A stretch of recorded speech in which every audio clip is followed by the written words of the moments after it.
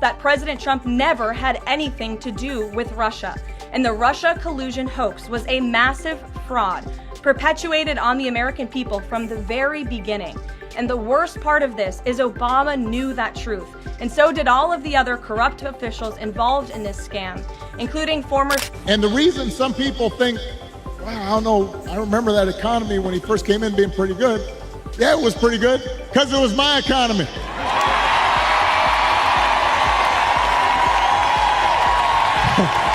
We had 75 straight months of job growth that I handed over to him. Picture Barack Obama stepping into the arena like he's the undefeated champ. The crowd expects another flawless performance, the same polished delivery that's carried him for years. But then Karoline Leavitt walks in swinging like it's a title fight. One moment he's gliding through the usual smooth lines, the next he's flat on the canvas, wondering if the teleprompter just betrayed him. This isn't politics as usual. It's a roast disguised as a debate, and Obama's legacy is the punchline. Director of National Intelligence Gabbard's report further confirms what we already knew. There was no collusion, no corruption, except on the part of Barack Obama and the weaponized intelligence agencies at the time. The Russia hoax was a blatant lie, all ginned up by Democrat political operatives that were signed off on by then President Obama and leaked to the news media to launch a years-long witch hunt against President Trump and his first administration. 4 years, Obama perfected the art of looking untouchable. The rolled-up sleeves, the calculated pauses, the smile that promised calm in the storm. He sold speeches the way Apple sells iPhones, sleek, addictive, and always transformational. And America bought in. People believed the bedtime stories, convinced that words alone could move mountains. It wasn't something he did. I had spent 8 years cleaning up the mess that the Republicans had left me the last time. So just in case everybody has a hazy memory,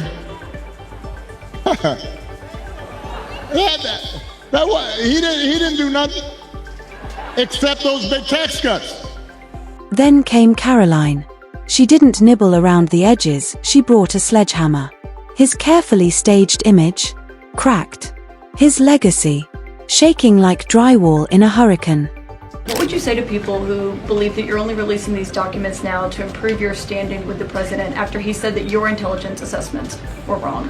Who is saying that she would release this to try to boost her standing with the president? Who has said that? Well, the president has publicly undermined her when it came to Iran. He said she was wrong. He told me that she didn't know what she was talking about. That was on Air Force One on camera. The only people who are suggesting that the Director of National Intelligence would release evidence to try to boost her standing with the president are the people in this room who constantly try to sow distrust and chaos amongst the president's cabinet, and it is not working. I will just answer your question directly. I am with the President of the United States every day. He has the utmost confidence in Director Gabbard. He always has. No one saw it coming. Everyone assumed Obama would do his routine, charm, inspire, walk out glowing. Instead, Karoline walked in like she'd been training for this her entire life.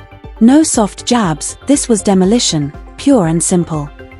Alligator Alcatraz. Last week, a judge on an environmental concerns lawsuit said that the administration had 60 days to wind down operations there, state officials did. Now, the administration has not been shy in fighting back against what it calls activist judges, but why is it backing down this time? We're not backing down. We've always said that we are going to continue to fight in the court of law for what's right, because we know that what this administration is doing with respect to all policy, but also immigration policy, is above the books, and we're abiding by our nation's immigration laws. And we think it's despicable that an activist judge has inserted themselves in this migrant detention facility to the point where DHS is now having to... See, Obama's brand has always been about optics. He could make thin air sound like a brilliant policy if he wrapped it in metaphors. But Karoline wasn't dazzled. She brought receipts. When she laid out the broken promises, the economy, the healthcare mess, the skyrocketing costs, the myth of hope and change cracked open.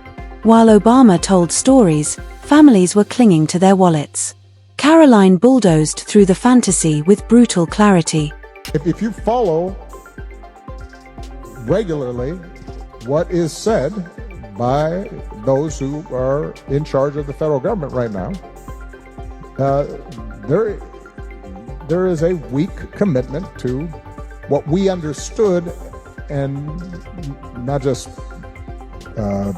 my generation, at least since World War II, our understanding of how a liberal democracy is supposed to work. And when I say liberal, His so-called signature achievement, reduced to a cautionary tale in minutes.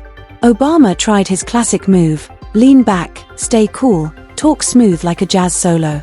But charm collapses under facts. She dragged his record into the daylight, and the shine looked more like rust. On foreign policy, his diplomacy-first brand suddenly resembled hesitation dressed up as wisdom. Rivals didn't see calm, they saw weakness. The audience felt it too. Every blow Karoline landed chipped away at the aura.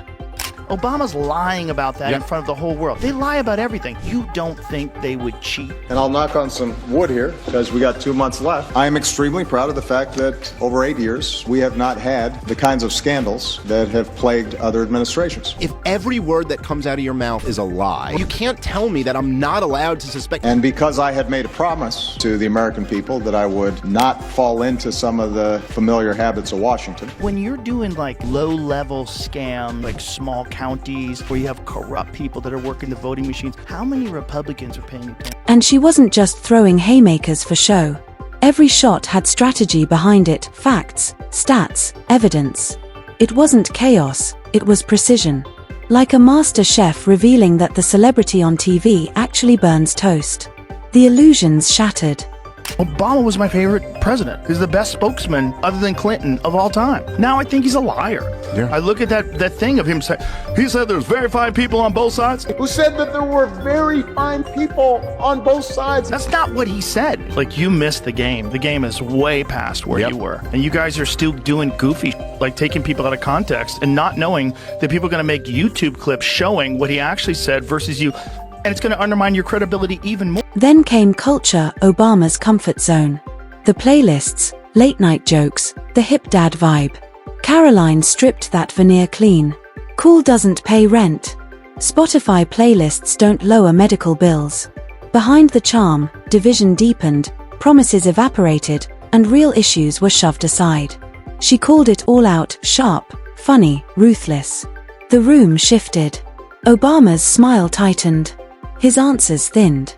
It was like watching a boxer swear his fine while wobbling on jelly legs. See the post he put out to celebrate her birthday? Yeah. Was it her birthday or their anniversary? He did. He chose the least attractive photo of her that's ever been released. I mean, this is just wrong. Michelle Obama can look very nice in a photograph. This ain't it. She's got the kerchief on her head.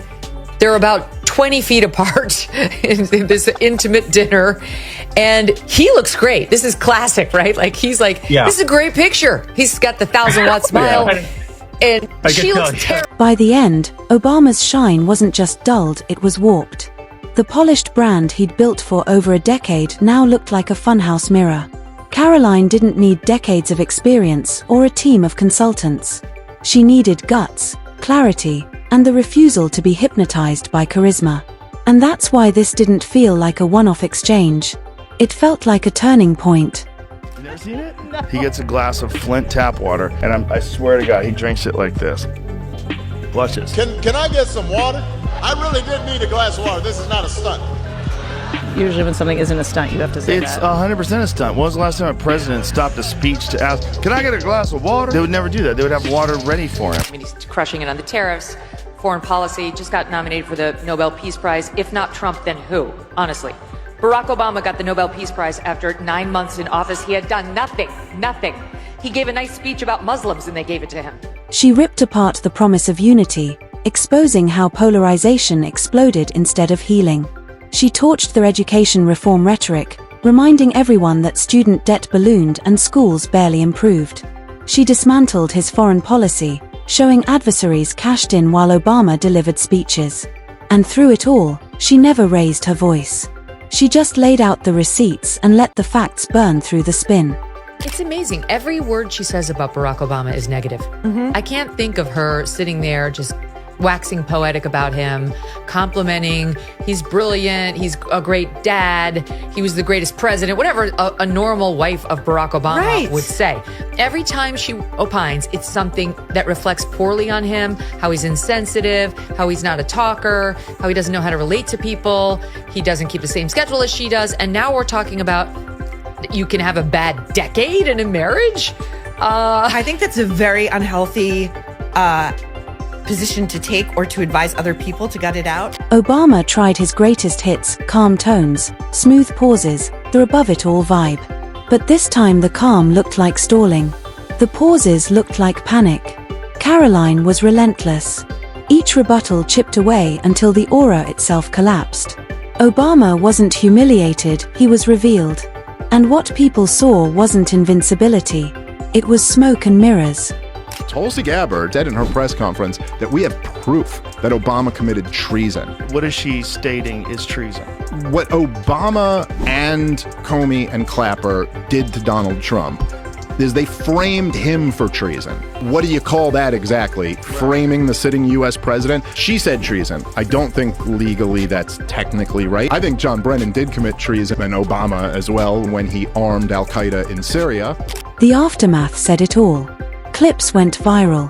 Memes of Obama's stunned expression flooded timelines. Commentators scrambled to explain how Karoline Leavitt did what veteran opponents couldn't: cut straight through the myth. She didn't just challenge him. She rewrote the rules of political confrontation. No deference, no intimidation, no playing along with the script. Just clarity sharp enough to slice through a decade of branding. There's a second soundbite. This one is from Amy Poehler's podcast, just a couple days ago, May 13th, on the rules between Michelle and Barack, and also brother Craig. What I like about you and what I feel like is your family is like teasing is your love language. Oh, for sure. Same. For sure. Can you explain how important it is to be able to tease people that you love? Oh my God. I believe that. I have no doubt you do, because you do it publicly whenever you can. You. When was the last time you said anything kind about him? I mean, like, it's a 99-to-1 ratio in your public comments. So that's their rule. She and her daughters can tease him mercilessly, and he is not allowed to say anything about becoming. And the conclusion was unavoidable. If Barack Obama, the man who built a career on being unshakable, could be rattled, dismantled, and exposed by Karoline Leavitt, then maybe he was never as untouchable as we were told.